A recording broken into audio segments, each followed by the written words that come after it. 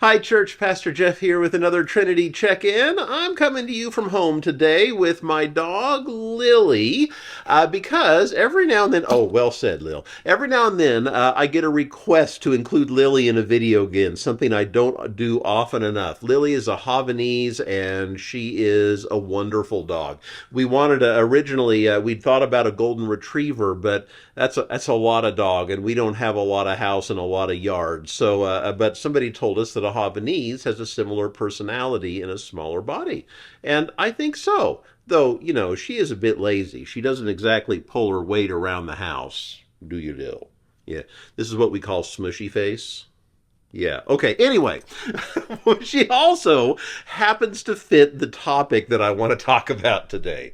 And that is what I believe to be the most neglected of the Ten Commandments. You heard me right. The most neglected of the Ten Commandments. Now, the Ten Commandments, for the more, rule and law, we can talk about what that even means. What it really is wisdom about how to live, about how to be a good person from the ancients in the Hebrew Bible and the Old Testament, wisdom that we believe is learned from God.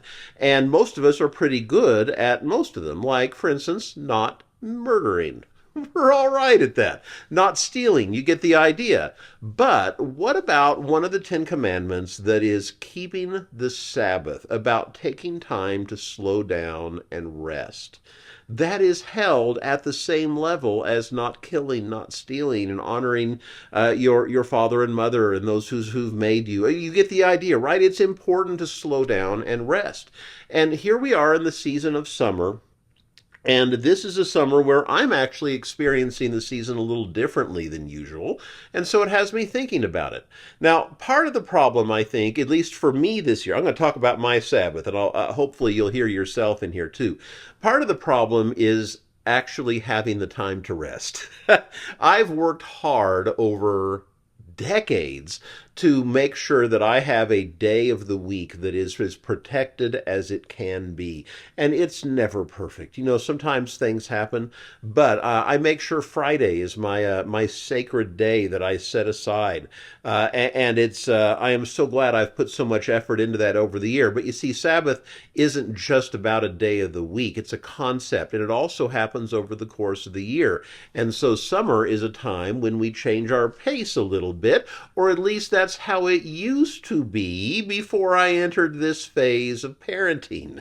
So part of the problem is that when the kids aren't in school, you have camps, you have other activities, you have things that they want to do with friends, and so there seems to have come this point in the parenting journey where all of a sudden summer got busier than the school year. That is something that I did not predict. I did not see it coming, and yet here it is. And I'm not complaining. Well, maybe I'm complaining a little. I'm not complaining all the way, though, because it's good for the kids to have the camps. It's good, and I want to provide that for them. I just didn't see the change coming in my own pattern and the need to prepare for rest in other ways.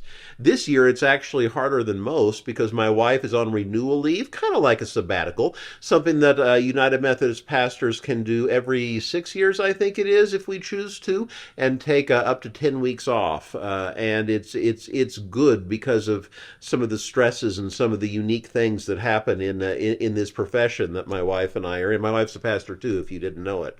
However, she's been leaving on retreats and doing doing things, continuing education kinds of things, which is great for her. But once again, when does the rest come? Normally I like to take 2 full weeks off in the summer. And there's something about that second week. There's something about having a longer period like that, where you start to lose track of what day it is, where you truly disconnect. And it's something that you can't do usually with a shorter thing. But I couldn't make it happen this year. The calendar was too crowded. There was too much that couldn't be avoided any other way. And I worried about that for a while. So part of the problem is actually having the time to rest. But I don't think that's all of the problem because we can't always control what life hands us. The other part of the problem is that we don't always appreciate the time we get. Now, once again, I'm saying we. I'm really talking about me here and hoping it connects with you. You know, oftentimes when I do get a chance to rest and slow down, I don't use it.